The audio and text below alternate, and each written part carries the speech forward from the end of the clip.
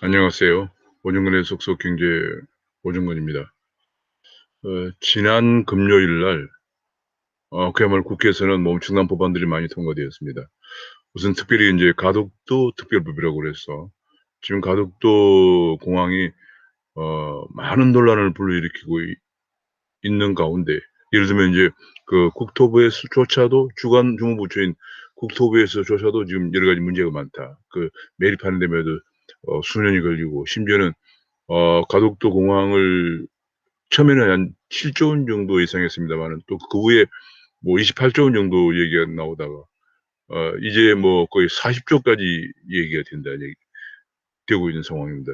결국은 이거는 뭐 그냥 예산이 지금 얼마나 들어갈지조차도 지금 감이 안 잡힌다, 뭐 그런 얘기고요. 또 국토부의 견해는 내해가 아니고 외해에다가 수심 한 몇십 미터를 들어가서 또 밑에 또 연약 지반을 또 몇십 미터를 또 어 그게 공사를 하고, 이렇게 해서 그 위에다 또 매립을 해서 공항을 건설해야 해야 되기 때문에 굉장히 위험하고, 치마 위반이 위험이 있고, 또 여러 안전사고의 위험이 있다 해서 반대를 하고 있고요. 기획재정부에서도 이런 예비 타당성 검사, 예비 분석, 그러니까 지금 안전성이라든지 경제성 분석이 없는 이런 엄청난 공사는 안 된다, 그런 얘기를 했고, 법무부에서도 여러 가지 다른 공사하고 비교해 볼 때 예타 어 도 없이, 예타 분석도 없이 바로 이렇게 어마어마한 SOC 공사를, 국책 사업을 졸속으로 결정하는 것은 문제가 있다 하는 견해를 내놓았습니다만, 드디어 지난 금요일 날 가덕도 48조 원이 든다고 하는 어마어마한 가덕도를 공항법을 4월 7일 선거를 앞두고 졸속으로 통과시켰습니다. 언론 분석을 보니까 그걸 통과되면서 지금 현재 열세에 몰려있던 더불어민주당의 후보의 지지율이 오히려 국민의힘 지지율을 앞서고 있다, 이런 얘기까지 나왔습니다. 그뿐이 아니고 인제 그날 통과된 법이 여러 가지가 많이 있는데, 그중에서 인제 아시아 문화의 전당법이라고 그래서 광주에 있는 과거 도청 소재지, 구도청 소재지 지역을 아시아 문화의 전당을 건설하는데 건설비만 5조 3천억이 든다고 합니다. 그리고 매년 유지비만 해도 뭐 몇백억이 들어가는데, 가장 큰 문제는 광주시에서 임명하는 직원을 국가 공무원으로 인정하고 예산을 지출한다는 겁니다. 이런 예는 전례가 없던 얘기입니다. 어떤 특정 지역에 대해서 특정 지역 광역 지방자치단체가 임명하는 직원을 지방 공무원도 아니고 국가 공무원으로 중앙 정부에서 모든 예산을 다 지원한다, 이런 법안이 이번에 통과되었습니다. 그 법안은 과거에 인제 유승민 의원이 전 의원이 원내대표로 있을 때, 그 당시에 인제 박근혜 당대표와 마찰이 굉장히 심했던, 사실은 그것이 인제 박근혜 대표와 박근혜 전 대통령과 유승민 전 의원이 결별하게 된 가장 결정적인 시발점은 그것이었습니다. 그건 말이 안 된다는 얘기였어요. 정말 그런 것 때문에 이제 그런 적이 있었는데, 이번에 드디어 통과가 되었고요. 또 한 가지가 지금 현재 그 제주 4.3 사건이라고 그래서, 과거에는 제주 4.3 폭동이라고 얘기했습니다마는, 지금은 또 두리뭉실하게 그걸 인제 같이 중립적으로 그냥 4.3 사건이라고 부릅니다. 그것이 무엇인지 사실은 그것만 듣고는 잘 알 수 없는, 많은 국민들이 그 사건의 내막을 잘 알기가 상당히 어려운 두리뭉실한 표현을 하는데, 사실은 그것이 인제 48년 5월 10일에 남한 남쪽만의, 우리 한반도의 남쪽만의 대한민국이라는 단독 정부를 수립하기 위한 총선거를 실시하기 하는데, 그 총선거가 남한 단독 정부가 수립되는 결정적인 중요한 고비이기 때문에, 그거를 남로당이 거의 중심이 돼서 제주도를 거의 석권하고 있었는데, 남로당이 중심돼서 폭동을 일으켰습니다. 일으켜서 선거를 방해하는 경찰서를 공격하고 등등, 뭐 여러 가지 관공서를 공격하는 등, 그렇게 해서 결국은 폭동을 일으켜서 제주도에서만은 5월 10일 48년 5월 10일 총선거를 실시하지 못했습니다. 그것이 인제 4.3 폭동 사건이 지금은 이제 4.3 사건으로 이렇게 어 부르고 있고, 또 제주도 가면 또 4.3 기념공원도 있어요. 사실 뭐 많은 분들은 그것이 무엇을 기념하자는 건지 잘 뭐 이렇게 공헌까지 있느냐 그런 얘기까지 나옵니다마는 뭐 정권이 바뀌면서 뭐 그렇게 또 돌아가는 것 같습니다. 근데 그 피해자에 대해서 피해자 보상을 해야 된다. 그래서 그것이 또 통과됐습니다. 그래서 아마 그 예산이 피해자 어 보 보상하는 데 만약 1조 몇천억이 든다는 또 1조 한 3천억 정도 든다는 그런 또 보도가 나왔습니다. 그거 외에도 뭐 너무나 많은 법안들이 통과되었습니다. 인제 뭐 예컨대 그 ILO 비준을 하 비준안이 통과되었죠. ILO 비준안은 지금 현재 가장 큰 문제가 전 세계에서 거의 참 유례를 찾아보기 힘든 이것도 그런 문제인데 예를 들면은 해고자와 실업자도 노조원이 될 수 있다. 유급 노조원이 될 수 있다는 얘기입니다. 그러니까 직장에서 우리나라가 굉장히 어려운 어 근로관계인데 해고된 해고자가 유급 노조원으로 다시 회사에 컴백할 수 있다. 그런 얘기고 두 번째는 인제 실업자도 유급 노조원이 될 수 있다. 그 실업자라는 건 정말 누군지 특정되지 않는 그 실업자가 어떤 회사에 들어가서 유급 노조원이 된다. 그런데 대충 뭐 그런 사람들이 어떤 사람들이겠습니까? 뭐 아무래도 노동운동을 한다든지 뭐 그런 세력들이 될 가능성이 크겠죠. 그러면서 그 사람들에게 그 노조들이 그 생산 시설을 핵심 시설을 제외한 생산 시설을 점거하고 파업할 수 있다. 뭐 이런 것들이 인제 포함된 ILO 비준안을 통과해서 고도 인제 ILO에 통보를 하고 어 비준이 인제 아마 통보되면 1년 정도의 그 기간을 거친 다음에 그 비준이 발효가 되는 모양입니다. 지금 이제 우리나라 노사 관계가 그렇지 않아도 굉장히 세계적으로 지금 예컨대 세계 경제 포럼에 의하면은 세계 경제 포럼의 조사 대상 144 개국 중에서 거의 120 위권 밖에 돌 정도로 노사 관계가 지금 강경 노조 민노총들의 중심으로 한 강성 노조 때문에 노동 파업 손실 일수도 가장 세계에서 많고 그런 상황인데 다시 더 이것이 엄청난 해고자와 실업자도 유급 노조원이 될 수 있고 뭐 이런 법안들도 지금 통과가 됐으면 좋겠고요. 그래서 인제 어떤 신문에 보니까 이렇게 얘기하고 있어요. 이번에 통과된 법안들 뭐 이거 외에도 뭐 많이 통과됐죠. 뭐 지난번에 10월 12월 달부터 해서 지금 그 기업 규제 3법, 상법 개정안, 공정거래법 개정안 등등 기업규제 3법도 통과되고 뭐 지금 어마어마하게 많은 법안들이 통과되었습니다.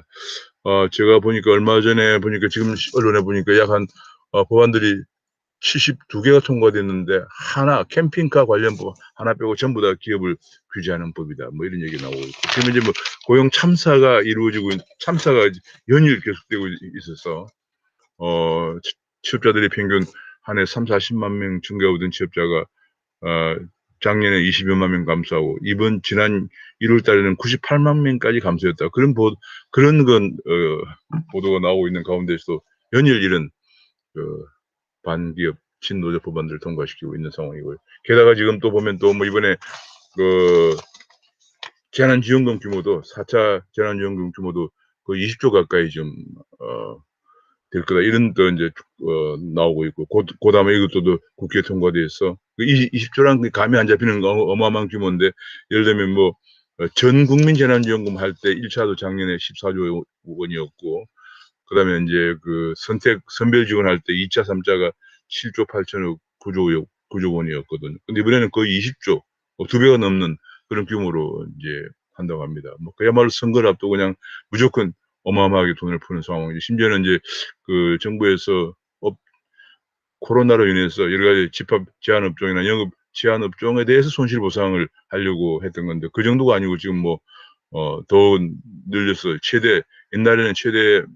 300만 원까지 4인 이하 자영업자에만 지원했는데 최대 뭐 7-8명 이하까지 그리고 700만 원 6-700만 원까지 지원한다. 그런 보도가 나오고 있고요. 결국은 엄청나게 돈을 많이 게다가 또 인제 대통령은 또 지금 현재 아직 4차 재난지원금 추경도 확정이 안 된 상태에서 또 위로금을 또 줘야 한다. 그런 얘기 벌써 5차 재난지원금 5차 추경까지도 얘기하고 있는 그런 상황입니다. 그러다 보니까 인제 지금 뭐 금년에 국채 발행만 약 170조 정도 될 거다. 그런 분석도 나오고 있고요.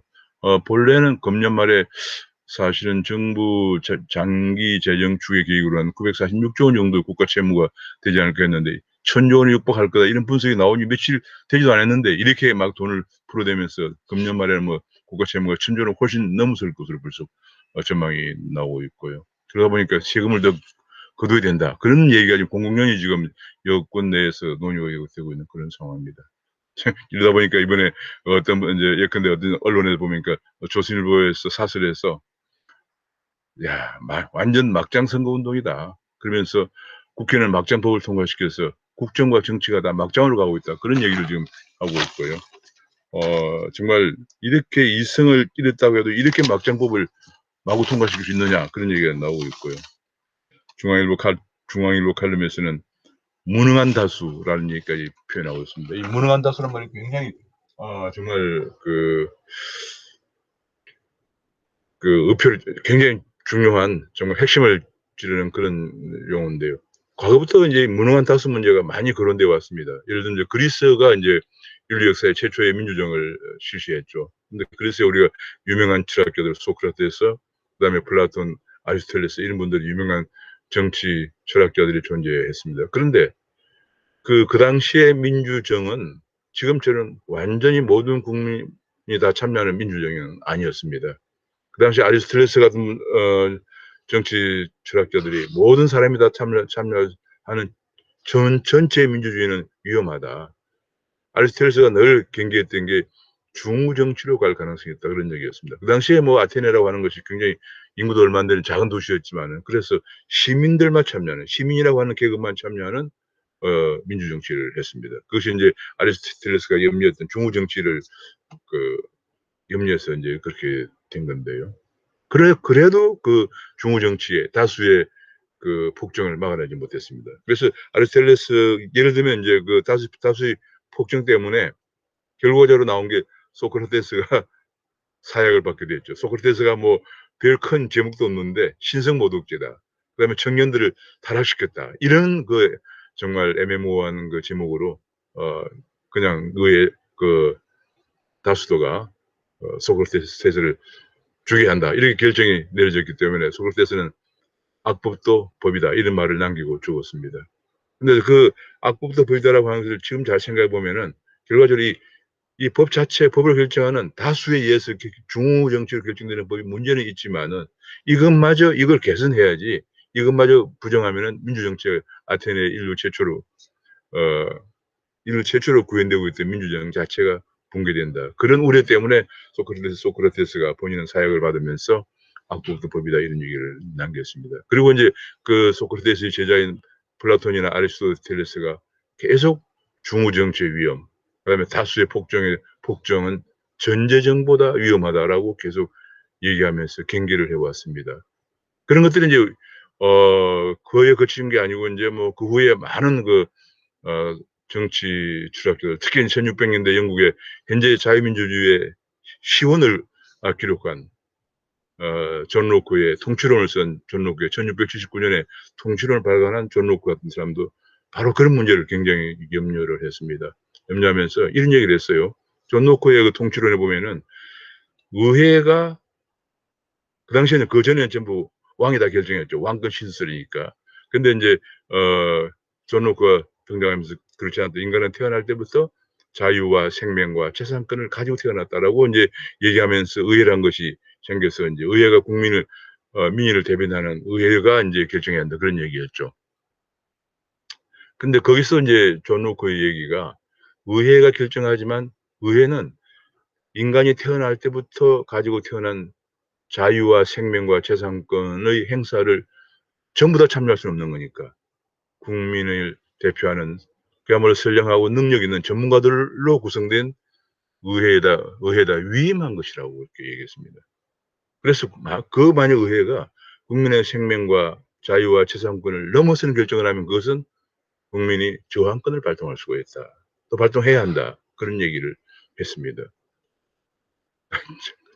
그뿐이 아닙니다. 지금 그러면 그런데 이제 비춰본다면 이제 존 로크의 사상이 바로 미국의 헌법에 반영이 됐죠. 또 심지어는 미국 헌법을 존 로커의 통치론에 통치론을 전부 다 카피한 거다. 뭐 그런 얘기까지도 나올 정도로 미국 헌법에 반영이 되었습니다. 그런데 그런 면에서 본다면 지금 이제 이것이 예를 들어 이런 엄청난 그야말로 정치적으로 뭐 이렇게 심지어는 뭐 완전히 어떤 언론에서 이거 뭐 완전히 막장법이다라고 할 정도로 오직 선거만 생각하고 통과된 그런 법안들, 어마어마한 재원이 소요되기 때문에 다시 또 세금을 더 거둔다. 그런 명백한 재산권의 침해까지 소지가 있는 거죠. 이런 법안들 통과되면 존 로커의 사상에 비춰본다면 이거는 국민이 받아들이기 힘든 그런 수준까지 가고 있지 않는가 생각합니다. 게다가 뭐 엄청나게 많은 기업 규제에 관한 법들, 뭐 반기업법들, 신노조법 이런 거 생각하면 기업 활동 자유마저도 지금 현재 앗아가고 있는 그런 상황이라고 볼 수 있겠습니다. 그 외에도 이제 많은 정치학자나 정치 철학자들 또는 심지어는 경제학자들까지도 그런 다수의 폭정의 위험에 관해서 경고를 해왔습니다. 아마도 근자의 근대에 들어와가지고 가장 아마 이 문제에 관해서 신랄하게 비판한 사람이 프랑스 혁명의 성찰이라고 썼던 에드먼드 버크가 아닌가 싶습니다. 에드먼드 버크의 프랑스 혁명 성찰이라고 하는 것은 프랑스 혁명이 자유평등 박이라는 아주 위대한 이상을 내걸고 나왔지만은 결과적으로 그 당시에 프랑스 혁명의 통치를 주도했던 자쿠방당의 로베스피에르 같은 사람이 불과 31살밖에 안 되는 사람들이었거든요. 그러니까 그런 사람들이 한마디로 국정을 담당할 수 있는 능력이 안 되는 사람들이 국정을 담당하면서 프랑스 혁명 통치 5년 동안 공포 정치를 하게 되고요. 그 공포 정치 결과는 결국은 프랑스를 다시 나폴레옹이라는 그런 전제군주의 등장을 가져온 거거든요. 그래서 프랑스는 유럽에서 영국은 명예혁명을 해서 입헌군주제를 가서 영국이 빅토리아 교황 시대를 맞이하면서 그야말로 세계를 재편을 할 때 영국은 프랑스는 그런 대혼란 속에서 200여 년 동안 유럽의 2등 국가로 전락하고 말았습니다. 그것을 이제 에드먼드 버크가 프랑스 혁명이 1789년에 일어났는데 바로 1년 뒤 1790년에 지금 이런 상황은 바람직하지 않다. 모든 걸 다 파괴하고 국정 담당 능력이 안 되는 사람들이 국정을 담당을 해서 거리에 아사자들이 질비하게 나오는 이런 상황은 안 된다라고 얘기를 했던 것입니다. 근데 그 외에도 이제 많은 사람들이 지금 현재 뭐 그런 다수의 폭정에 대해서 많은 경계를 하고 있습니다. 아마 그 외에 나온 가장 대표적인 것이 이제 하예크의 노예 얘기죠. 노예 얘기. 그건 이제 바로 독일의 히틀러 등장을 보면서 히틀러도 바로 민주적 선거에서 당선된 이후에 그렇게 독재 정치로 간 거죠. 한마디로 나치로 간 거죠. 나치라는 게 독일 사회주의 노동자당이란 말이죠. 그러니까 뭐 완전 좌파, 극단 좌파라고 봐야 되겠죠. 독일 사회주의 노동자당의 당을 가지고 결과적으로 대혼란 속에서 바이마르 공화국 말기에 대혼란 속에서 집권을 한 다음에 폭정으로 와서 결과적으로 2차 대전까지 유발시키게 되는데 그런 과정을 보면서 하예크가 영국으로 망명을 갔었는데 영국에서 쓴 책이 바로 노예의 길이죠. 민주주의를 가장한 독재라는 겁니다. 그것이 굉장히 위험하다는 거죠. 그렇게 이제 그것을 바로 그런 길이 노예의 길로 가는 길이다라고 얘기했고요.